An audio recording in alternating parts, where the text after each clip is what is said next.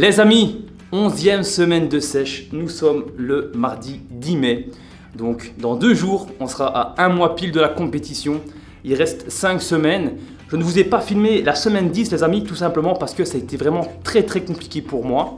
Il s'avère que à la suite des 2 pizzas que j'ai mangées, j'ai eu de la nausée pendant toute la semaine, j'avais pas trop faim pendant toute la semaine. Donc du coup, j'avais faim sans avoir faim, la bouffe m'écœurait, ça a été assez compliqué.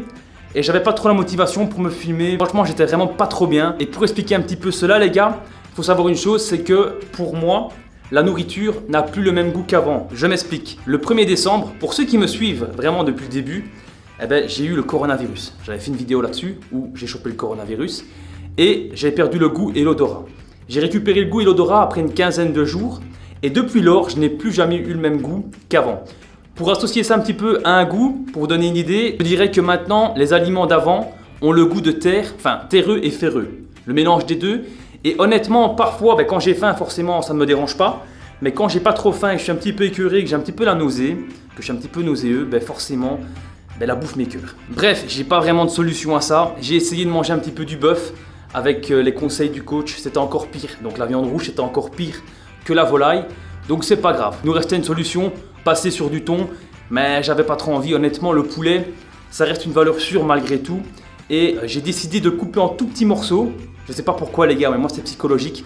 Les gros morceaux par rapport aux petits morceaux, je préfère vraiment beaucoup mieux les petits morceaux. Et je sel, je poivre et uniquement épices à poulet. Avant, je mettais énormément d'épices, paprika, curry, je mettais aussi des herbes de Provence, tout ça. Maintenant, je mets juste du sel et du poivre et des épices à poulet. Donc du coup, c'est un petit peu le résumé de la semaine 10. Ça n'a pas été terrible. J'étais pas trop en forme. J'ai eu beaucoup de remises en question. Je me suis dit, est-ce que je vais y arriver? Est-ce que je vais pas y arriver? Ça a été difficile. Enfin bref, semaine 11, je suis motivé comme jamais. La pizza est enfin dégagée du corps. Et du coup, je retrouve les abdos. Non, je déconne, j'avais toujours les abdos. Mais forcément, ils étaient un petit peu voilés.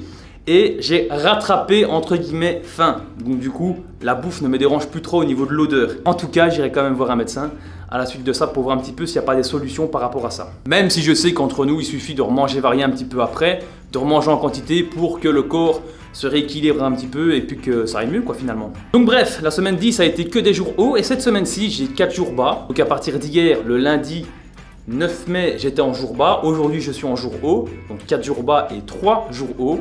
Je me sens bien, il reste 5 semaines. Plus on se rapproche de la date et forcément plus on se sent excité, motivé à l'idée d'aller sur scène. J'ai posé ici juste devant le miroir. Honnêtement, la shape, ça commence vraiment à bien donner. Je ne la montrerai pas tout de suite. Et puis voilà, franchement, je suis vraiment très content. Un autre point aussi auquel je voulais partager avec vous, c'était le post-compétition. Il y a des questions qui se posent. Personnellement, car j'ai quand même une famille, j'ai quand même un petit garçon maintenant qui a 1 an et demi et faire une compétition, c'est-à-dire mettre 3 à 4 mois de sa vie de côté, donc de sa vie sociale, de sa vie en famille, c'est pas évident parce qu'on loupe des moments quand même importants avec sa famille et ça malheureusement il faut quand même garder à l'esprit que la famille passe toujours avant le sport malgré tout, même si c'est une passion, on la partage tous ensemble et que ma femme me soutient tout ça, il n'y a aucun problème à ce niveau-là. Et c'est moi qui fais le choix, c'est moi qui sacrifie ça finalement. Donc c'est moi qui dois assumer. Et honnêtement, je ne sais pas encore ce que je ferai à la suite de la compétition. Mais les questions se posent tout doucement parce que le temps il avance et il y a des moments que j'aurais bien voulu partager avec mon fils que je ne peux pas partager malheureusement.